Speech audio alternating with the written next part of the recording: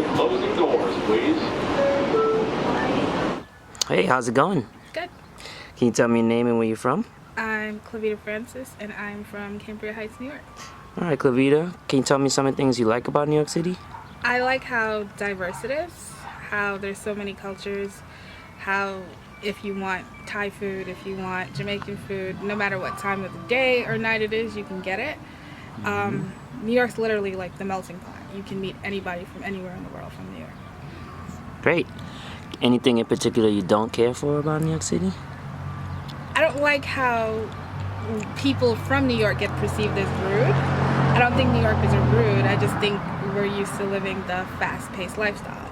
So if you're not, used to New York and how we live and how we deal with things, you're gonna think that we're rude, but we're not. That's true. I've been told that New Yorkers can be rude sometimes. Since you're a Queens girl, have you been to any of the other boroughs like Brooklyn, the Bronx, Staten Island? Yeah, I lived in Brooklyn for a year before we moved to Queens. I work in the Bronx. I'm always in Manhattan because I do some of my shopping in Manhattan. Staten Island, nobody goes there. What's shopping like here? Like, where are the places to go?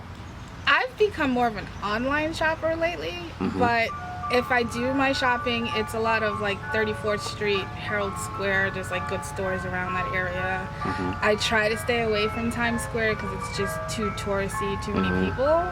But Herald Square has good shopping. Oh, cool. Any comments about music and culture? You described New York as a melting pot. So what's that like? I'm not a big fan of the music today. I'm a huge fan of music from the 90s. I don't click with the music of today. I don't connect with the music of today. Some stuff I like. I'm a big fan of J. Cole. I'm a big fan of like real singers like Alicia Keys, Lettuce Lee, Marsha Ambrosia. But like the hip hop that comes out today, not a huge fan of. A little more into detail with the culture. Where are you from? I am originally from Guyana, which is in South America. It's like right next to Venezuela. We are the only English-speaking country in South America. Cool. Now, with that being said, what's it like being a West Indian in the Seps, like here? Like, what's it like? It's kind of like being home because there's so many West Indian people that live in New York. In my school alone, I work with a couple of teachers that are West Indian. If you just go to Farmbria, which is our local supermarket here, it's West Indian city. So it's not like you're being homesick. And I've been here since I was 5, so New York is home. Now, since you said you've been here since you was 5, what's it like? Well, what was it like then compared to now?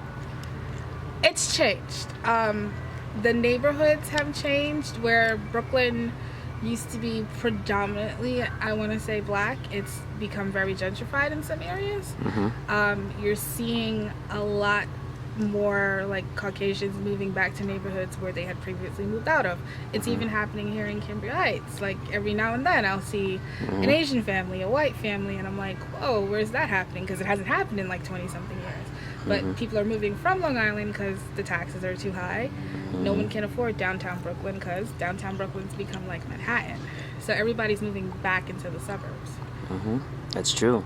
And then some of the things with Sandy is impact people to really move also. What's your daily life like? I am a 10th grade high school teacher. I teach global history. For the last 3 years, I taught 9th grade. So I've actually moved up with the kids I was teaching last year.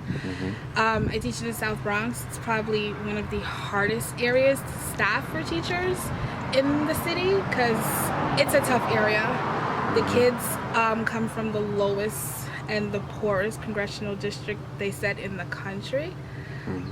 They said 1 out of every 10 kids in the South Bronx lives in a homeless shelter. So it's a hard area to keep teachers on a frequent basis.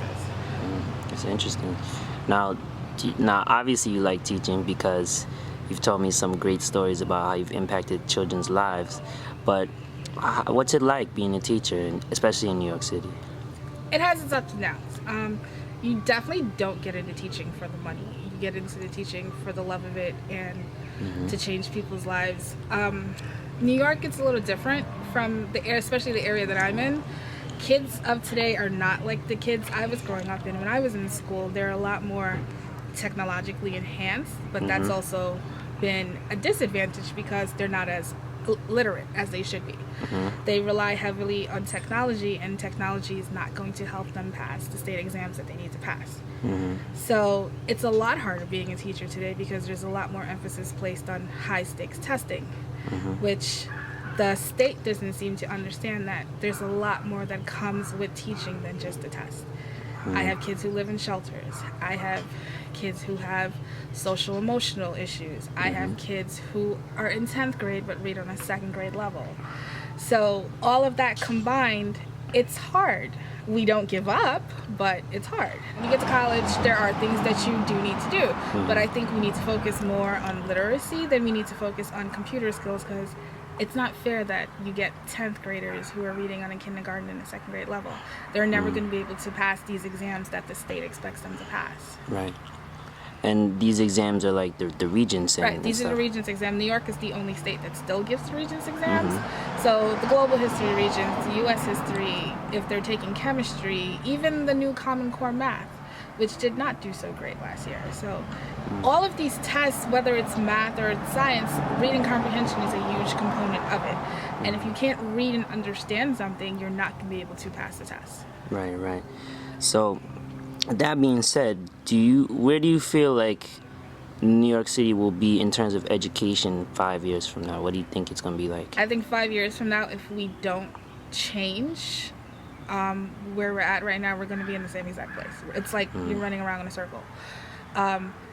It has to start from the lower grades. You can't expect a kid to jump from middle school to high school and instantly they're going to be like this great academic star. The rigor and the Common Core standards that they want to implement, it has to start from kindergarten. So by the time they get to high school, they're used to this system of learning so that it's nothing new to them and they are able to pass the test. But the way that it was originally rolled out, it's not fair. The kids are not ready. They were used to an old way of doing things. They were used to 2 + 2 is 4, but now you want them to show, why did you get this 2? Why did you get that 2? How is it equaling to 4? They're not used to that. Some of the kids that might have come from, some of the harsher neighborhoods, do you feel like they have like a chip on their shoulder to motivate them to really be successful out there? Or do you... Some do and some don't. Some come from several generations of poverty where they don't have a motivator at home, and I've seen some kids be their own motivator to break that cycle, but I've seen other kids who were just like, well, at what age can I get my EBT card? What age can I collect Social Security disability? So it's all depends on the type of kid that you get. Some kids can push themselves and others, they need someone to push them, and sometimes it's not enough just to have a teacher pushing you. You need that push to come from outside of the classroom.